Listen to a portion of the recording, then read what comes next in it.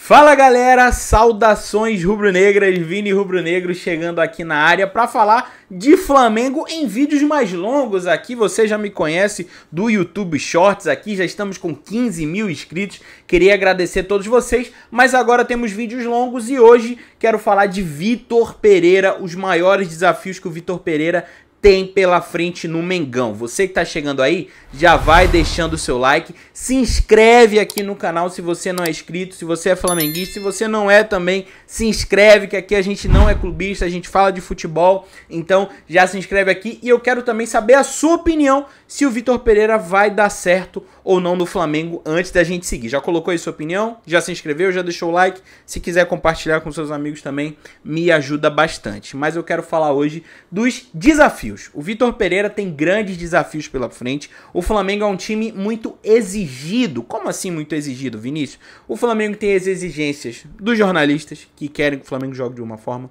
O Flamengo tem as exigências da torcida, que querem que o Flamengo jogue de uma forma específica. O Flamengo tem as exigências da sua própria diretoria, do próprio Flamengo, e também dos jogadores. Os jogadores também têm exigências dentro do Flamengo. E o Vitor Pereira vai ser em 2023 esse ponto central para tentar agradar de alguma forma algumas partes, e tem muitos desafios pela frente. Primeiro deles, primeiro desafio para mim é o elenco. O Flamengo tem um elenco recheado de estrelas, e isso para muitos é uma solução, mas também pode se tornar um problema se não for bem administrado. Primeiro exemplo, chegou o Gerson.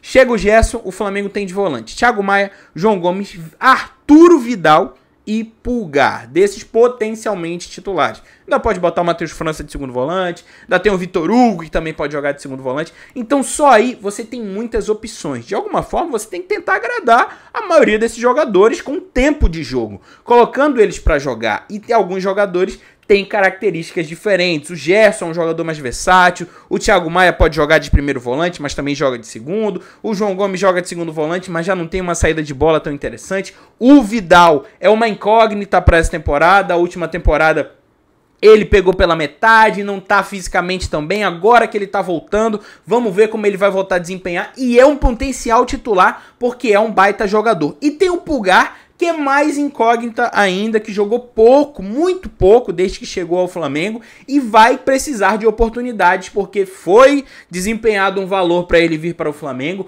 É um jogador europeu, que vem do futebol europeu, é chileno, mas vem do futebol europeu, tem uma grande expectativa nele ainda, na minha opinião ainda tem, então esse cara também precisa jogar. E o Vitor Pereira vai precisar rodar essas peças de uma forma que não afete o futebol desempenhado em campo, como o Dorival tentou fazer, criando o time do Brasileirão e o time das Copas, né? Que em certo momento deu certo, mas acho que esse time do Brasileirão acabou fazendo a gente não conseguir disputar o Campeonato Brasileiro. Acho que faltou mixar um pouco mais o time em alguns momentos, misturar reservas titulares. Teve alguns exageros para mim, como no jogo contra o Palmeiras no Allianz Parque, em que o Flamengo poderia se credenciar de vez na briga pelo Brasileirão, e foi com o time todo reserva. Então o Vitor Pereira vai ter que criar uma nova forma, e eu tenho certeza que essa questão de time reserva o tempo todo no Brasileirão não agradou tanto a diretoria, principalmente no final do campeonato, com o Flamengo perdendo para a Juventude, empatando com o Juventude,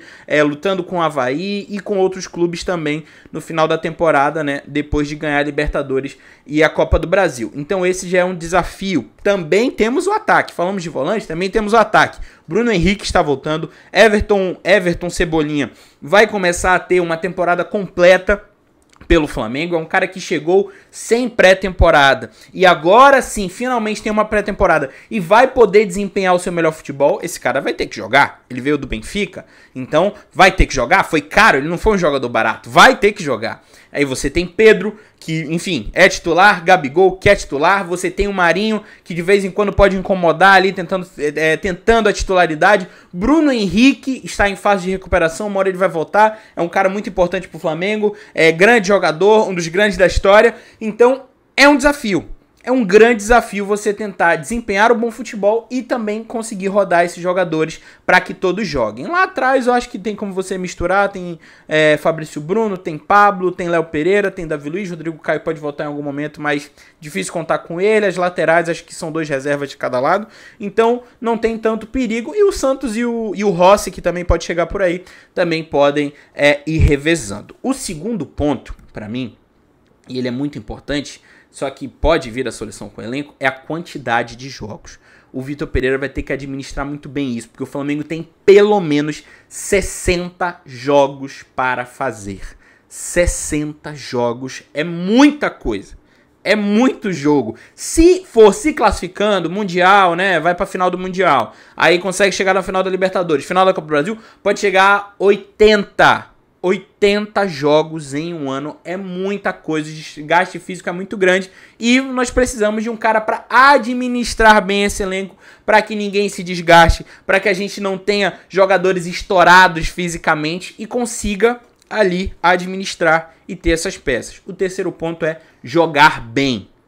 Isso é um desafio no Flamengo, jogar bem, porque no Flamengo não basta só ganhar títulos, o Flamengo tem que jogar bem.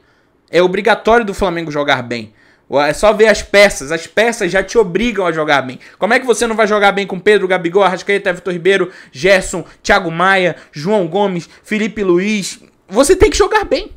Você vai ter que jogar bem. Isso é um desafio. Não é só vencer, é jogar bem. Porque se você vê o Paulo Souza, por exemplo, né?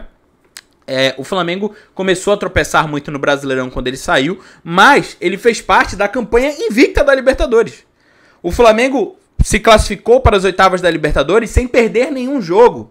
Só empatou e venceu. Não perdeu. E a gente acha desastrosa a passagem dele pelo Flamengo. Domenech Torrent, tão criticado, né? Foi demitido do Flamengo por causa de 2 goleadas contra o São Paulo e contra o Atlético Mineiro, pra quem não lembra. Teve um período que ele ganhou 8, 9 partidas seguidas. Ficou 8, 9 partidas sem perder, invicto. E não caiu nas graças da torcida, né? O Dorival caiu nas graças da torcida pelos títulos. Mas o Flamengo no final da temporada não desempenhou um bom futebol. Na verdade, teve muita dificuldade, sofreu com o Atlético Paranaense, foi ganhar o jogo quando estava com 1 a mais e ainda assim desempenhou um péssimo segundo tempo, tendo um jogador a mais de vantagem, mas tendo muita dificuldade em campo. Contra o Corinthians, se tem mais 5 minutos aquele jogo da Copa do Brasil, do Corinthians do Vitor Pereira, a gente poderia ter perdido.